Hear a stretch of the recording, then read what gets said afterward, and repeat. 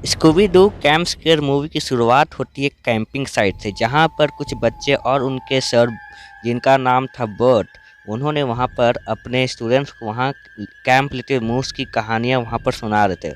उन्होंने बताया था कि 50 साल पहले यहाँ पर एक जेनी मैकडीरी नाम का एक कैंपर था, जो कि बहुत स्ट्रिक्ट था।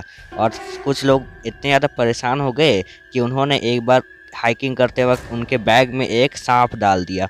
और जब उन्होंने डाला तो फिर वो इतने ज़्यादा डर गए कि वो चट्टान से गिरे और हर पत्थर से टकराते चले गए, जिसकी वजह से वो पागल हो गए और उनकी बॉडी तक नहीं मिली। और तभी अचानक से उस्मैन आ जाता है, जो कि उनका एक सर था, उन्हीं का एक स्टाफ का। तो सब लोग हंसते हैं और उन्हें वहाँ पर से भेज देते हैं कि जाओ सब लोग अपने अपने कैंप में, कैबिन में जाओ। इसी तरह के बाद अचानक से वही सर जब बाहर आते हैं तो देखते हैं कि बाहर का दरवाज़ा खुला है और अपने पीछे देखते हैं वुड्समैन को। Oh my God. और फिर इतना ज़्यादा कह के जब वो वहाँ पर रहते तो उनके सर वहाँ पर धमाका देखते हैं और वहाँ देखते हैं कि गेट आउट लिखा है और वो पूरा बोर्ड खराब हो गया। और वहाँ पर से फिर ये वुड्समैन यहाँ पर आ जाता है।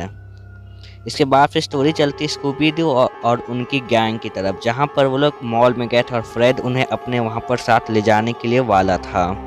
जब वो लोग वहाँ पर जा रहे थे तो फिर वहाँ का वो जो एक आदमी था वो उन्हें बोल रहा था कि आप लोग जल्दी चले जाइए।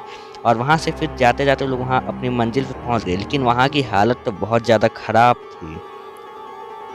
तभी वही एक आदमी, जो कि तभी जो वुड्समैन से डरा था, वो सामने आ जाता है कि बोलिए यहाँ से मत आइए, और हर जगह पर गेट आउट यानी निकल जाओ लिखा था।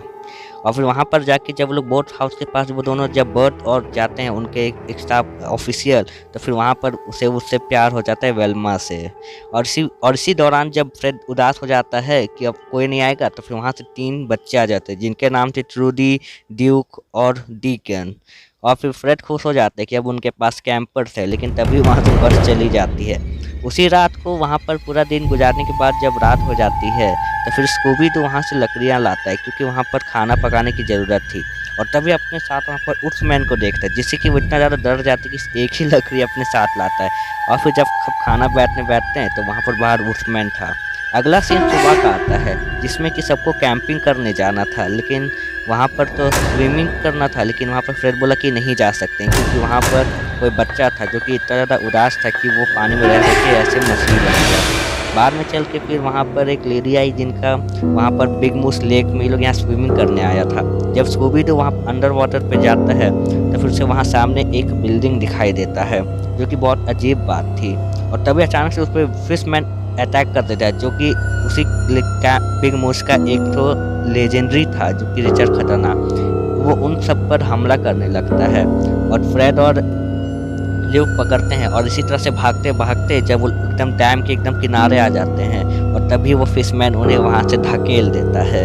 इसी तरह से एकदम तेज़ी से वो लोग नीचे चले जाते हैं और ठीक जाके एक हर्ट में चले जाते हैं, जहाँ डीकन खा रहा था। और सब लोग डर जाते हैं और वहाँ से निकलना चाहते हैं, लेकिन फ्रेड बोलता है कि हम लोग कहीं नहीं जाएंगे, हम लोग यहीं रहेंगे। और तभी जब वो लोग ऐसा प्लान करते हैं तो फिर वहाँ पर वही जेसिका आ जाती है, जो कि वहाँ कैंप में थी, लेकिन तभी वहाँ पर वुड्समैन फिर से हमला कर देता है। और जैसे जैसे वो भागती है तो फिर वहाँ पर ये पता चलता है कि वो ब्रिज के पास आ गए और उसने ब्रिज ही तोड़ दिया, जिसके बाद स्कूबी और सैगी ने तो उन्हें बचा लिया। चलिए, तो अच्छा ही हुआ।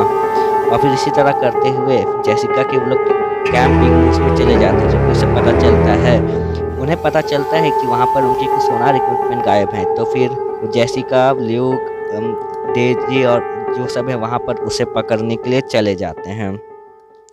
और इसी तरह से वो लोग किसी तरह से फिशमैन से बचकर चले जाते हैं। और दूसरी तरफ से डीकन, सैगी और स्कूबी वहाँ बिग मूस में खाना खाने चले जाते हैं। और भागते भागते अचानक से उन्हें वहीं पर जो एक और था स्केयर क्रो, और फिर जब वहाँ पर था एक स्पेक्टर। और फिर जब वो लोग वहाँ पर दूसरी तरफ से जब फ्रेड की गैंग फिर जाती है तो वहाँ पर धमाके की वजह से वो लोग वहाँ से बाहर निकल जाते हैं। और ये है वो स्पेक्टर जो कि इनका पीछा कर था, लेकिन और सब लोग इतना ज़्यादा डर जाते हैं कि बोलता है डिकन कि तुम लोग जाओ, तुम लोग पागल हो।